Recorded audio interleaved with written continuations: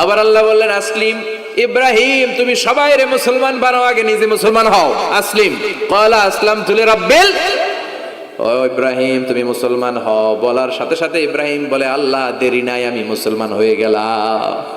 ইহুদিরা দাবি করতো সাইয়েদনা ইব্রাহিম নাকি ইহুদি, নাউজুবিল্লাহ পড়বেন না? খ্রিস্টানরা দাবি করতো সাইয়েদনা ইব্রাহিম নাকি খ্রিস্টান।